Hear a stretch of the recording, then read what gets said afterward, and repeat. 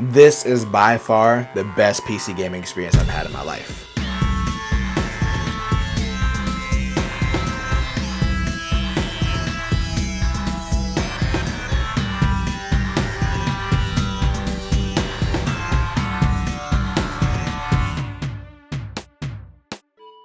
Welcome to Mike Techs It Out. I'm Mike, and I'm back to talk about my new favorite monitor, which is actually a TV. So over the holiday season, I picked up a 42-inch OLED C2 on sale for $800. I know this has been a popular choice for many PC gamers, but I personally wasn't sold on using the TV as a monitor.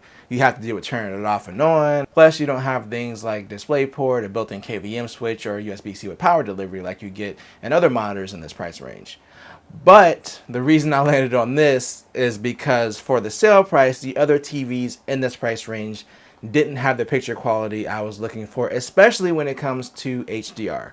Now, my previous Dell monitor had HDR 400 with no local dimming.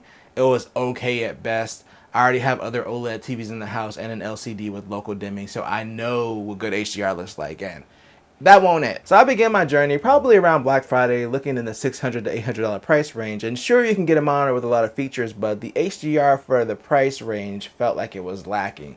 I know it's still in early stages on PC, so it's not a big focus until you get to some of the really high-end monitors. But many of the monitors I looked at either had no local dimming or some local dimming, but without a lot of dimming zones, which can cause things like blooming if there's a bright object on a black background. Also, most of them were LCDs and were around 600 nits peak brightness, whereas the C2 can do up to 1000 nits, and you don't have to worry about local dimming since each pixel is individually lit. Now, there was a 48-inch OLED monitor that regularly goes on sale for around $750, but I heard the panel isn't great, and it was honestly too big. For me, 42 was the max I was willing to do, since I still wanted to use my second 32-inch BenQ monitor as a vertical display for working on documents. So after months of feeling defeated, looking at the $600 to $800 price range, I felt like I was going to make a compromise either way. And picture quality wasn't the thing I was willing to compromise on. Plus, this TV does 120 Hz, is G-Sync compatible, and the picture's amazing. So yes, I chose to live that OLED life on my PC. There's really nothing like gaming on this TV. I recently got the RTX 4080, so I'm pretty much running all my games at 4K. The TV also has a game mode which reduces latency, and yeah, it feels as responsive as any other high refresh rate monitor I've used. I'm not the most sensitive to latency as I don't play a lot of competitive games, so I'm not the best judge when it comes to latency, but it feels very responsive when gaming on it. Now, gaming is awesome with a great video card, but what if I didn't have like a 4080? Well, I also tried running games at 1440p and 1080p, and they still look fantastic. One of the advantages of a TV is the upscaling. Since TVs are designed to make content look good at all of its supported resolutions, it just handles upscaling better than most monitors. While most monitors do support lower than their native resolutions, the picture typically looks pixelated or stretched out because they're not particularly good with upscaling images. So I can confidently say, even if I had a lower end card and I wanted to play 1080p or 1440p, it still looks fantastic up here. The thing is though, you'll need at least an NVIDIA 30 series or Radeon 6000 series GPU to take full advantage of the refresh rate. Those were the generations that introduced HDMI 2.1, which allows 4K 120 Hz over HDMI. So if you want to be at least able to run your desktop at 4K 120, it's best to have a GPU within the current or last generation, which is a disadvantage for someone that may have something like a 2080 Ti, which is still a great card but doesn't have HDMI 2.1. Aside from gaming, I knew I would also be using this for work and for music on my Mac Mini, and on both of those computers it's limited to 4K 60, which isn't a deal breaker, but it would have been nice to be able to take full advantage of the refresh rate because it makes things like scrolling through web pages and documents feel a lot smoother. Speaking of documents and productivity, work is where this TV is its weakest. While I love the screen size and I can comfortably fit 4 windows on the screen, the auto dimming really hurts its potential for productivity. Basically, if you have a mostly static image on the screen, the panel will dim to try to reduce the chance of image retention or burn-in, and it can be distracting while working on documents. This also happens to me while I'm working while editing videos.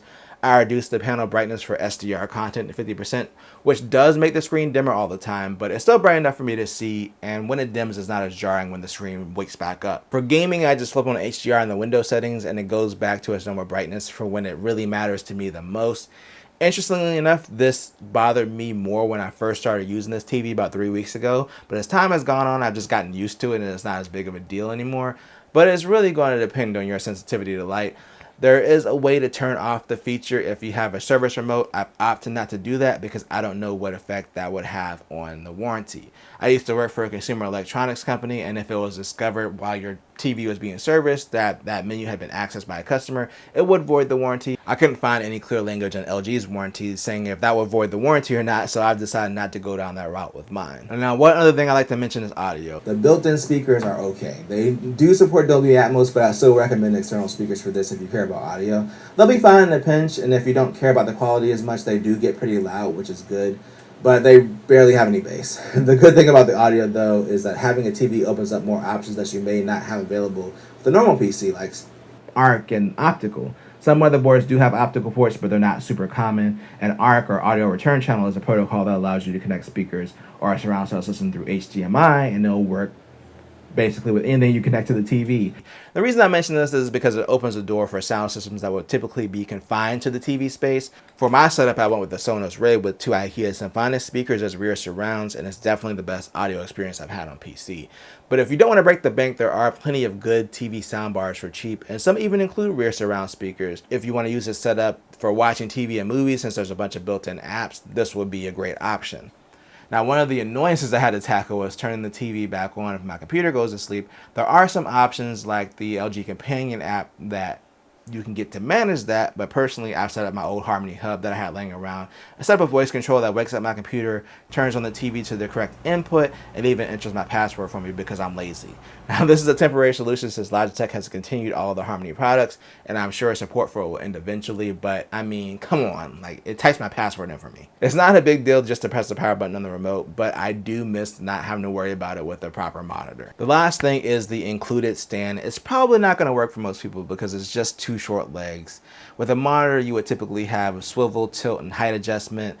Well, you get none of that here. So I use monitor arms on my desk because it allows me to get my monitor further back and it takes up way less space than a stand. You can also get stands that have base mounts on them, but it'll just be an added cost. I spent an additional $50 on this arm and bracket, and this TV doesn't use the same base pattern most monitors do. It's way bigger at 300 by 200. So most standard monitor arms won't fit unless you get a bracket to adapt it to the larger size like I did. Overall, despite a few setbacks, this is my favorite monitor and by far the best gaming experience I've had on PC so far. If you have the right GPU and you don't do much productivity work, I think this is a great buy, especially if you can find it on sale. If not, there are going to be plenty of OLED monitors coming out in the next couple of years, so there may be some better options on the horizon. Dell has their excellent QD OLED monitors if you're willing to spend a few more hundreds and you like ultra wides. But if you're considering the C2 for a gaming monitor, I highly recommend it, especially since LG's 2023 lineup is coming soon, and I'm sure there'll be even more sales on these TVs. But let me know what your ideal monitor would be down below, and if you enjoyed this video, then make sure to tell a friend, tell a coworker, like, share, subscribe, and hit the bell notification to be notified when I drop a video. And always do at least two things at the same time. Peace.